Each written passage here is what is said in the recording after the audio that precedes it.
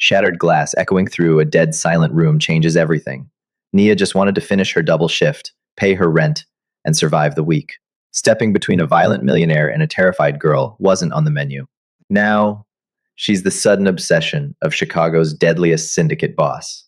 Porcelain plates clattered against the stainless steel counter of O'Connor's Prime, a high-end steakhouse nestled in the wealthy heart of Chicago's Gold Coast. Nia Caldwell wiped a bead of sweat from her deep brown forehead, adjusting the stiff collar of her uniform. At 24, she was used to being invisible. To the politicians, corporate sharks, and trust fund elites who frequented the establishment, a black waitress pouring their $2,000 Bordeaux was simply part of the expensive furniture. Tonight, however, the atmosphere in VIP section felt uniquely suffocating. Sitting at corner booth number 4 was Roman Davies. Roman was a notorious real estate developer with a reputation for sharp suits, bad temperaments, and aggressive behavior fueled by expensive scotch. Beside him sat a young woman who looked completely out of place. Her name, Nia would later learn, was Calantha. Calantha had delicate features, dark hair styled immaculately, and wore a silk designer dress, but her body language screamed sheer panic. She kept her eyes glued to the tablecloth, flinching every time Roman's voice raised an octave. "You think can just dictate terms to me?" Roman snarled, leaning in so close his nose almost brushed Calantha's cheek. His hand gripped his whiskey glass so tightly his knuckles turned white. Nia hovered a few feet away, holding a heavy silver tray carrying a fresh bottle of sparkling water. Her instincts, honed from growing up in the rougher neighborhoods of the South Side, flared to life. The hair on her arms stood up. She glanced at the restaurant manager, Richard, who was deliberately looking the other way, polishing a wine glass with feigned ignorance.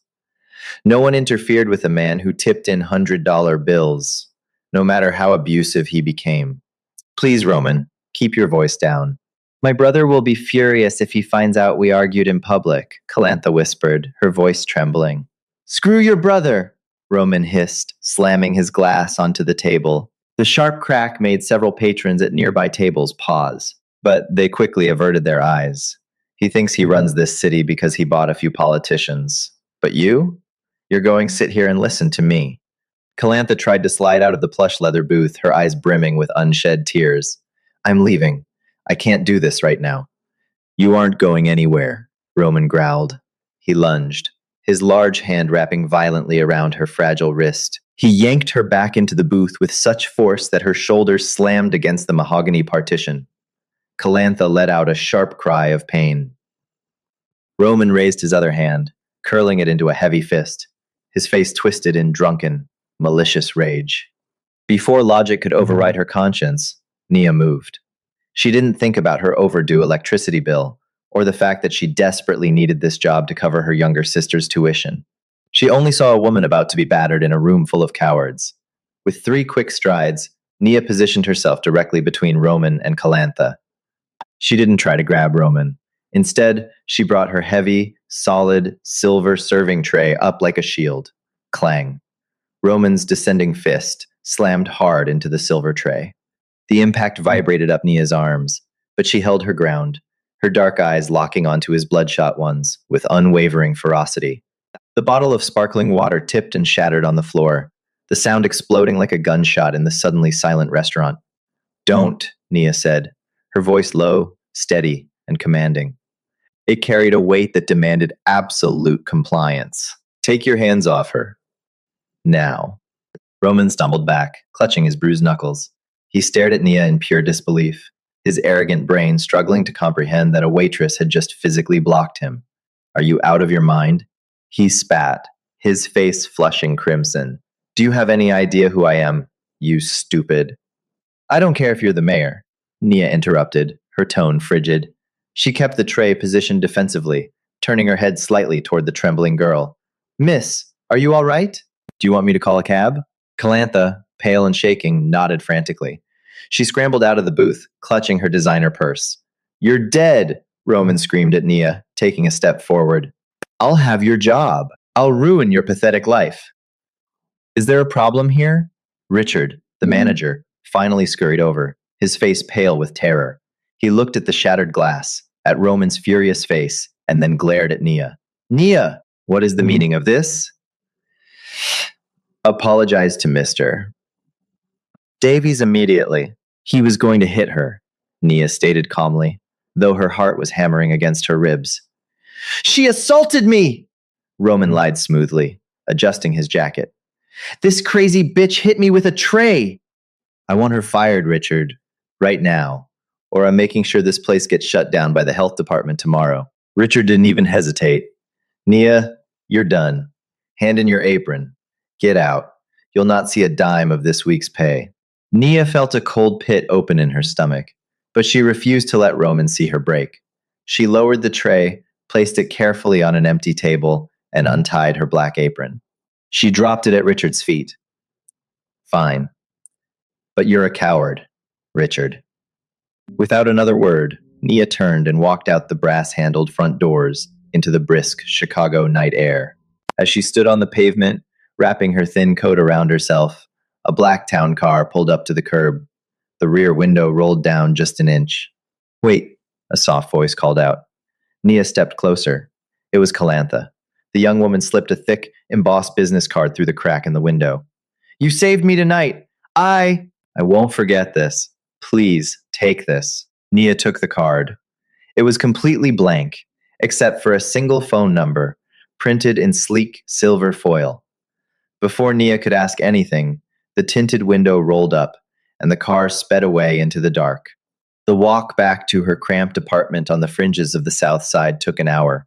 By the time Nia turned the lock on her door, the adrenaline had completely faded, replaced by a crushing wave of anxiety. She sat at her small kitchen table, staring at the blank business card under the dim, flickering overhead light. Rent was due in 4 days. She had $42 in her checking account. Playing the hero had just cost her the only lifeline she had. She tossed the card into the trash can. She wasn't looking for charity, and she definitely didn't want to get further involved with the chaotic lives of wealthy socialites. Exhausted, she collapsed onto her worn-out mattress and fell into a restless, nightmare-filled sleep. The next morning, a sharp, rhythmic knocking jolted her awake. Nia groaned, glancing at the digital clock. In her neighborhood, unexpected morning visitors were rarely selling Girl Scout cookies. When she peered through the scratched peephole, she froze. Standing in her dingy hallway were two massive men in impeccably tailored charcoal suits. They didn't look like cops, and they certainly didn't look like debt collectors. They looked like professional violence wrapped in Italian wool. Roman, she thought, her blood running cold. He said he would ruin my life. He sent his goons. Taking a deep breath, Nia unbolted the door but kept the chain engaged. What do you want? The man in the front, a tall, severe-looking European man, spoke in a polite but unyielding tone. Miss Caldwell, my name is Dominic. My employer requests your presence immediately. I don't know who your employer is, but you can tell Roman Davies to go to hell, Nia snapped, preparing to slam the door. Dominic didn't flinch. We do not work for Roman Davies. We work for the man who is currently ensuring Mr. Davies can no longer use his right hand.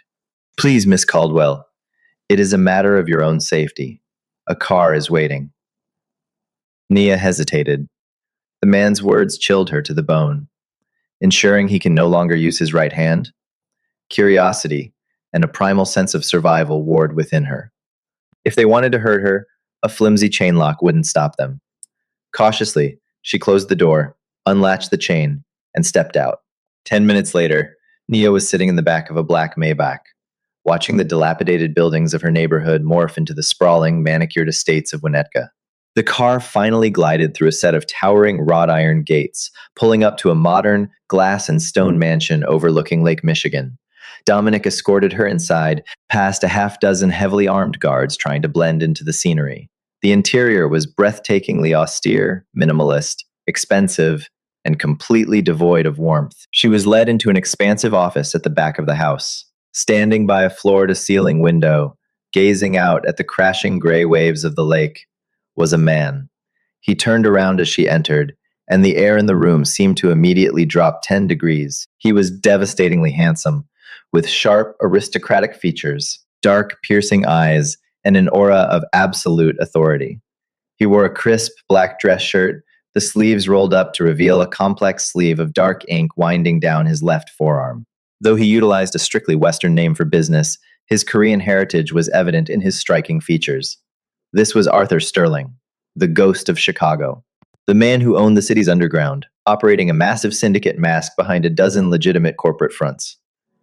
Miss Caldwell, Arthur said. His voice was a rich, smooth baritone that commanded the room effortlessly. Please, have a seat. Nia stood her ground. I prefer to stand. Who are you, and why am I here? A faint, almost imperceptible smirk ghosted across Arthur's lips. He admired fearlessness. My name is Arthur Sterling. Calantha is my younger sister. Nia's eyes widened slightly. My brother will be furious, Calantha had said.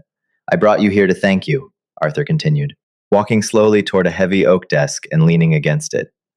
Roman Davies is a reckless fool who let his ego outpace his intelligence. My sister is protected under my family's banner.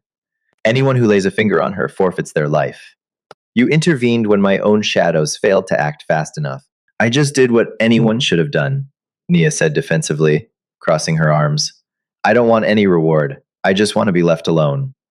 Unfortunately, Arthur said, his tone darkening. That is no longer an option.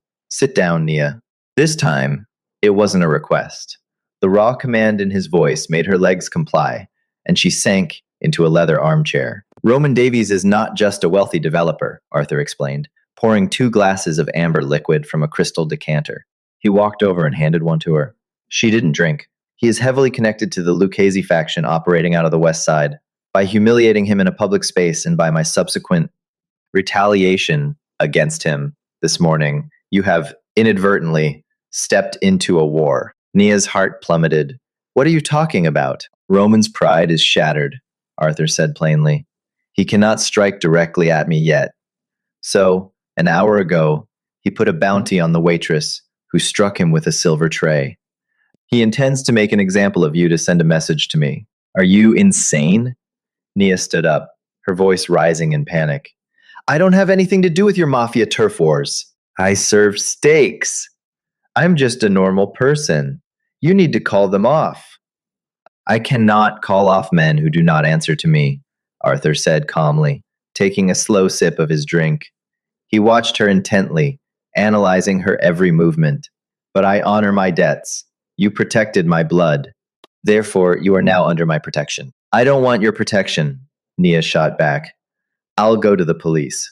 The police captain works for the Lucchese family, Arthur replied, without missing a beat. If you go to the precinct, you will be dead before you finish filling out the paperwork. You have exactly one option to survive the coming week, Miss Caldwell. Arthur pushed away from the desk, closing the distance between them until he was mere inches away. He towered over her, his scent, a mix of expensive cologne and dangerous intent. You belong to the Sterling compound now.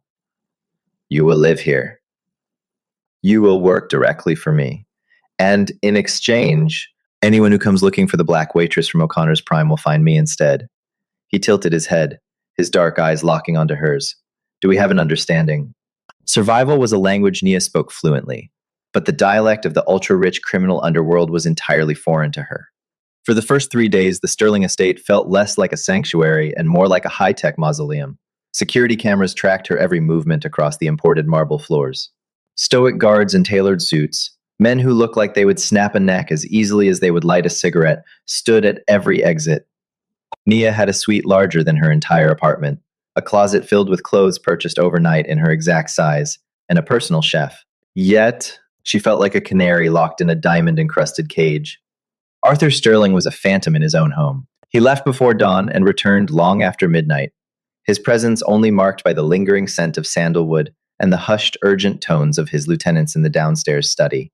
By the 4th morning, Nia's patience evaporated. She was a woman who worked double shifts to survive. Sitting idle while a mob war brewed over her existence was driving her insane.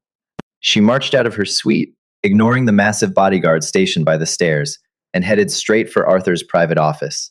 She pushed the heavy oak doors open without knocking.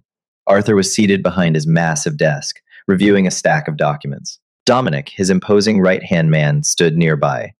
Both men looked up, genuine surprise flashing across Arthur's usually unreadable face. I am not a pet, Nia announced, her voice echoing in the cavernous room. She planted her hands on the edge of his desk, leaning in.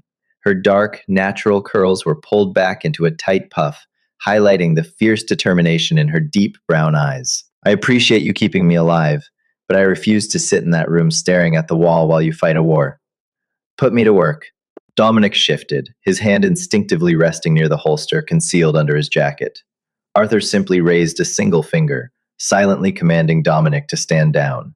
Arthur leaned back in his leather chair, steepling his fingers. His dark eyes swept over her, calculating and intensely focused. This is not a restaurant, Miss Caldwell. My businesses deal in international shipping, real estate acquisition, and dispute resolution. What exactly do you propose you do? I manage the inventory, bookkeeping, and payroll for a restaurant that cleared $3 million a year because the manager was too incompetent to do it himself. Nia shot back, refusing to break eye contact. I am smart. I notice things. You have files piled up on that side desk that look like they haven't been touched in weeks. Give me an audit. Let me earn my keep. A heavy silence descended over the room. For a long moment, the only sound was the rhythmic ticking of a grandfather clock in the corner. Then, the corner of Arthur's mouth twitched upward into a genuine, rare smile. It transformed his face, softening the harsh, aristocratic lines and revealing the devastating charm that usually remained hidden. Dominic, Arthur said, his eyes never leaving Nia's. Give her access to the secondary financial servers. Let her look at the logistics manifests for the South Loop warehouses. Sir, those files contain sensitive. Do it, Arthur commanded softly. For the next week, Nia traded her waitress apron for a laptop and a desk in the mansion's sprawling library. She threw herself into the numbers, losing herself in spreadsheets and cargo manifests. It was a welcome distraction from the looming threat of Roman Davies and the Lucchese family. During this time, Calantha became her only real anchor. The younger Sterling sibling frequently visited the library, bringing pots of Earl Grey tea and an infectious, nervous energy. Arthur was never supposed to take over the family business, Calantha revealed one rainy afternoon, curled up in a velvet armchair. He was studying architecture in London. But then, our parents' car was rigged with explosives when I was 10. Arthur came back, dropped everything, and systematically eradicated the people responsible. He's ruthless because he had to keep us safe. Calantha looked at Nia with profound gratitude.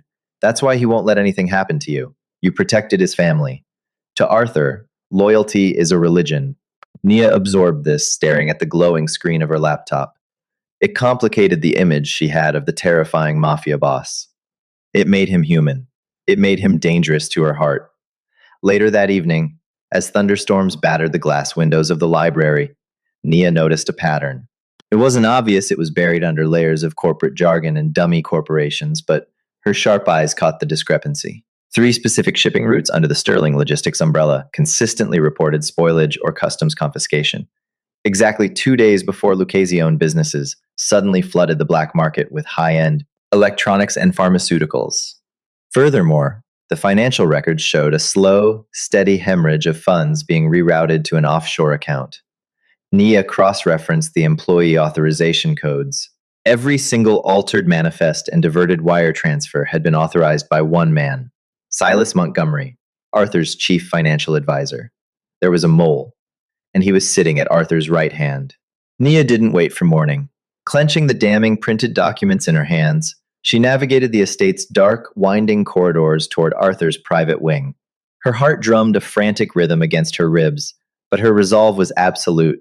She found him on the terrace of his bedroom, a lone figure smoking against the backdrop of a turbulent, moonlit Lake Michigan. He wore only dark trousers and a crisp white undershirt, the biting cold wind doing nothing to chill the intricate, dark ink winding down his left forearm. He looked like a fallen king, burdened and entirely solitary. You should be asleep, Nia, he murmured, his back still turned to her. Silas Montgomery is stealing from you, Nia said.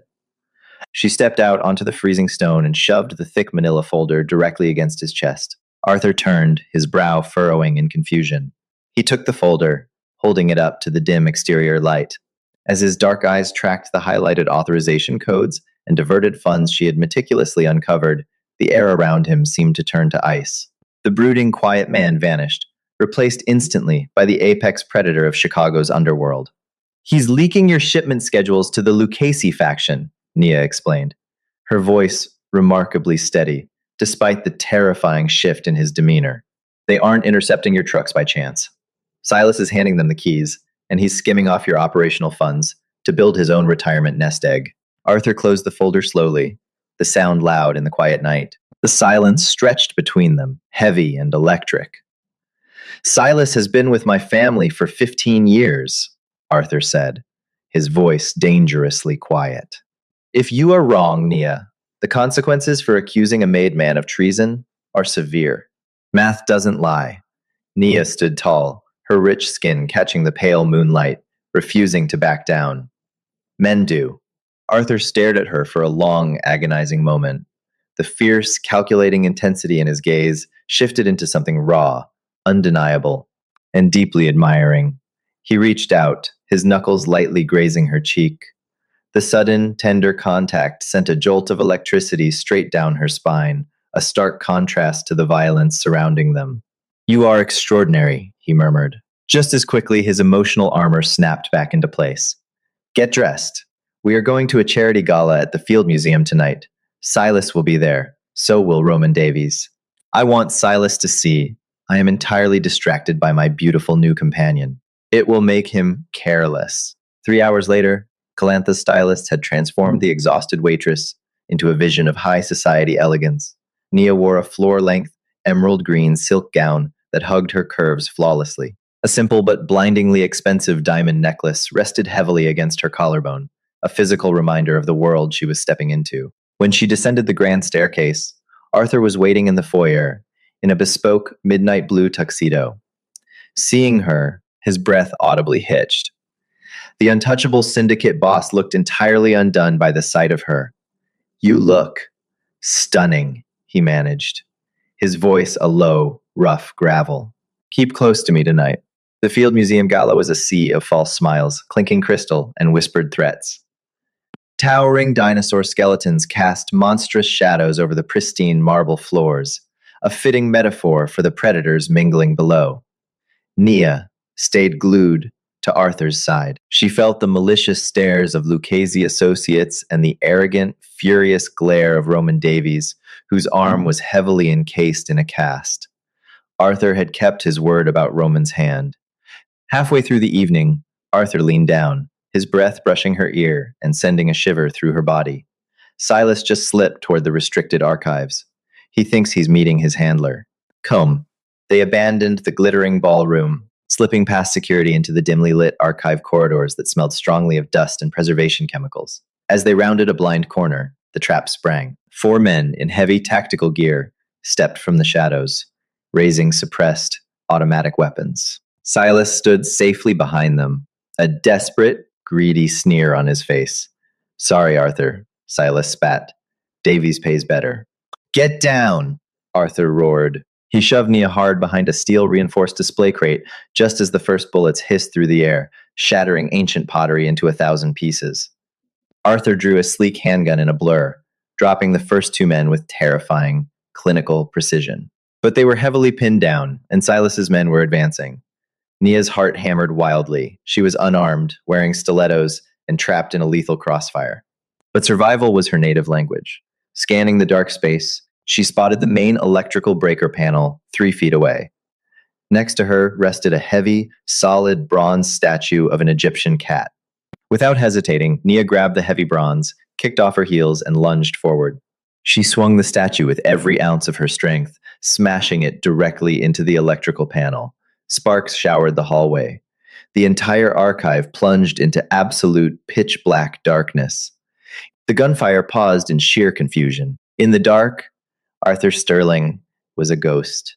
Nia crouched, listening to the sickening thud of bodies hitting the floor, followed by an eerie, heavy silence. Suddenly, a warm, strong hand clamped over her mouth, and an arm wrapped tightly around her waist, pulling her flush against a hard, familiar chest.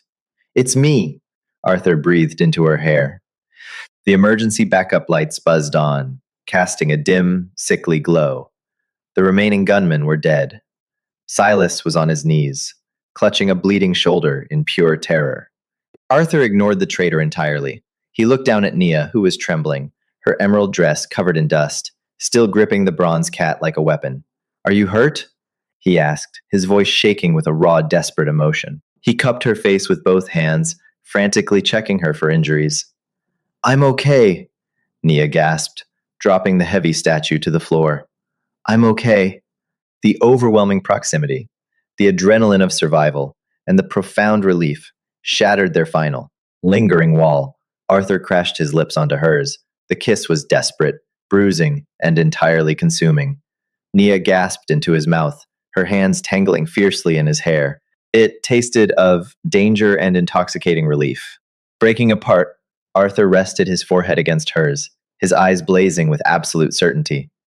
You, he whispered fiercely, are never going back to your old life.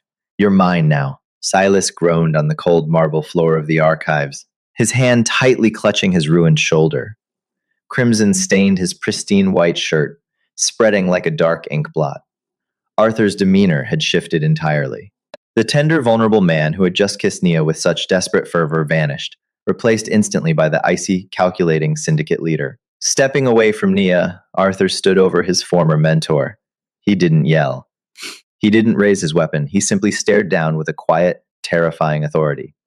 15 years, Silas, Arthur said softly, the echo of his voice bouncing off the ancient stone walls. You ate at my table. You knew my parents. And you sold me to Davies for a retirement fund? You were losing focus, Arthur. Silas wheezed, his face pale with shock and pain. You let a nobody waitress dictate operations. Davies promised me 30% of the Southside ports. The Lucchese family backed him. You can't win this. They already have the advantage. Nia stepped forward, the heavy bronze cat still resting near her feet. What advantage? Your men are dead. Silas let out a wet, rattling laugh. Do you honestly think this was the main event? This was just a distraction. To get the ghost out of his castle. Arthur's jaw clenched so tightly the muscles jumped beneath his skin. Calantha.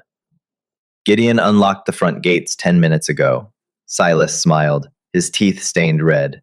Davies is there right now. He didn't just want you dead, Arthur. He wanted the girl.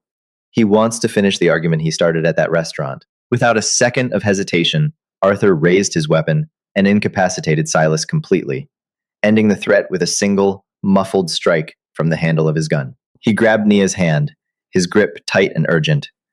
We need to move. Now, Arthur commanded. They sprinted through the labyrinth of the Field Museum, slipping out through a designated service exit where Dominic had secured a secondary vehicle, a reinforced black SUV. Dominic took one look at Arthur's face and didn't ask questions. He threw the keys to his boss and slid into the passenger seat, loading a heavy tactical rifle. Nia climbed into the back, her heart hammering against her ribs like a trapped bird. The drive from the museum to the Winnetka estate was a blur of flashing streetlights and tearing tires. Arthur drove like a man possessed, weaving through the late-night Chicago traffic at speeds exceeding 100 miles an hour. The silence in the car was absolute, thick with dread and unspoken fears. Nia clutched the leather seat, praying she wasn't too late to save the girl who had offered her kindness in a world of cruelty. When they reached the private road leading to the Sterling compound, Arthur cut the headlights. They rolled toward the massive wrought iron gates in complete darkness. The gates were wide open. 3 of Arthur's perimeter guards lay motionless on the manicured lawn. The front doors of the mansion were splintered, hanging off their heavy brass hinges. Dominic, take the east wing. Secure the armory, Arthur whispered, checking his sidearm. He turned to look at Nia in the rearview mirror. His dark eyes were filled with a fierce, protective terror. Stay in this car. Lock the doors. If I do not come out in 10 minutes, put it in drive and do not stop until you reach the safe house in Evanston. No, Nia said firmly, reaching for the door handle. Nia, this is not a negotiation, Arthur snapped, his voice sharp. There are trained killers in my house. And Calantha is in there, Nia countered, kicking off the remnants of her broken high heels so she was barefoot. You need someone who can move quietly. I know the blind spots of the camera system because I audited the security budget yesterday. You take the main halls, I'll take the servant corridors. We flank them. Arthur stared at her. In her torn emerald dress, barefoot, With fierce determination radiating from her dark skin and blazing eyes, she looked like an absolute goddess of war. He realized, in that fraction of a second, that he could no more control her than he could control the tide. Keep your head down, Arthur finally murmured. If you see a threat, you hide. Do you understand? Nia nodded. They slipped into the sprawling mansion like shadows. The house was unnervingly quiet, save for the distant sound of shattering glass from the upper floors. Nia broke away from Arthur at the grand staircase, slipping behind a heavy oak door that led into the narrow, unlit servant hallways. She moved with practiced silence, a skill honed from years of avoiding her landlord and navigating dangerous neighborhoods after midnight. She could hear heavy footsteps pacing in the main dining room. They. She crept toward a grated air vent, peering through the slats. Inside the dining room, the situation was a nightmare. Calantha was forced onto her knees, her face tear-stained and terrified. Standing behind her, gripping her dark hair, was Roman Davies. His right arm was still immobilized in a cast, but his left hand held a heavy silver revolver, the barrel pressed directly against Calantha's temple. Gideon, Arthur's traitorous head of security, stood by the doorway with two Lucchese enforcers. Where is the safe combination, you little brat? Roman hissed, yanking Calantha's hair. Your brother keeps the offshore ledgers here. Tell me, or I blow your brains all over this expensive rug. I don't know, Calantha sobbed, trembling violently. Nia's mind raced. She was unarmed. She was outnumbered. But she had an advantage they didn't. She knew the house's smart grid. During her audit, she had downloaded the estate's management app to her phone to review utility expenditures. Crouching in the dark hallway, Nia pulled out her phone. The screen cast a faint glow on her face. She bypassed the security protocols using Gideon's own override codes, which she had noticed he carelessly left written on a sticky note in the security booth 3 days prior. She navigated to the environmental controls. Target, main dining room. Action, engage emergency fire suppression. Nia pressed execute. Instantly, a deafening, high-pitched klaxon alarm ripped through the silence of the mansion. Before Roman or his men could react, the ceiling panels in the dining room dropped open. High-pressure nozzles blasted a blinding, freezing wave of thick white chemical foam and water directly into the room. Chaos erupted. What the hell is this? Roman screamed, dropping his hold on Calantha as the foam blinded him. The Lucchese enforcers stumbled backward, slipping on the suddenly slick marble floors, coughing as the chemical retardant filled the air. The distraction lasted exactly 3 seconds. It was all Arthur needed. Bursting through the double doors like a force of nature, Arthur didn't hesitate. He took out the two Lucchese enforcers with 2 muffled, precise shots. Gideon tried to raise his rifle, but Dominic, having flanked from the east wing, stepped into the doorway and neutralized the traitor with a swift strike to the chest. Roman, covered in white foam, panicked. He blindly swung his revolver toward where he thought Calantha was kneeling, but Calantha wasn't there. Nia had burst from the servants' entrance the moment the foam deployed, sliding across the wet floor. She grabbed Calantha by the waist and dragged the younger girl behind the massive, overturned mahogany dining table just as Roman's bullet shattered a crystal chandelier above them. Davies! Arthur's voice roared over the blaring alarm, a sound so full of absolute authority it froze Roman in his tracks. The emergency system clicked off, leaving the room dripping, ruined, and dead silent, save for the heavy breathing of the survivors. Roman wiped the foam from his eyes, blinking rapidly. He found himself staring down the barrel of Arthur's weapon. He was completely alone. His men were down. His inside man was gone. You're dead, Sterling, Roman spat, though his voice wavered with undeniable terror. The Lucchese family. The Lucchese boss sent me a message 10 minutes ago, Arthur interrupted smoothly, stepping over the ruined furniture. When Silas failed at the museum, Carmine Lucchese realized you were a liability. You promised him a swift victory. You delivered a massacre of his men. You are no longer under their protection, Roman. You are just a dead man standing in my dining room. Roman's face drained of all color. He dropped the revolver. It clattered uselessly onto the wet floor. Wait, Arthur, we can negotiate. I have properties in the Gold Coast. I have liquid assets. Arthur didn't lower his weapon. He turned his head slightly, looking at Nia, who was holding a shaking Calantha safely in her arms. Nia's dark eyes met Arthur's. There was no fear in her expression anymore, only a profound, steady resolve. She nodded once. Arthur turned back to Roman. You disrespected my sister. You hunted the woman who protected her. There is no negotiation. The ensuing silence was broken by a single, definitive crack. Roman Davies collapsed, and the threat to the Sterling family was permanently eradicated. 6 months later, O'Connor's prime was still bustling, the clatter of porcelain and the hum of wealthy patrons filling the air. Richard, the manager, scurried around nervously, ensuring the VIP section was pristine. A rumor had circulated that the new owners of the building were coming for a surprise inspection. The brass front doors opened, and a hush immediately fell over the room. Arthur Sterling stepped inside, wearing an immaculate charcoal suit, his presence commanding absolute silence. But it was the woman beside him who drew every eye in the establishment. Nia Caldwell wore a tailored, deep crimson blazer and matching trousers that contrasted beautifully with her glowing, flawless, dark skin. Her curls were styled in an elegant, voluminous halo. Diamonds glittered at her ears and on her left ring finger. She moved with a grace and confidence that made her look like royalty. She was no longer a waitress struggling to pay rent. She was the financial architect of the Sterling Empire, legally transitioning their assets into legitimate tech and real estate ventures, and standing fiercely beside the most dangerous man in Chicago as his equal.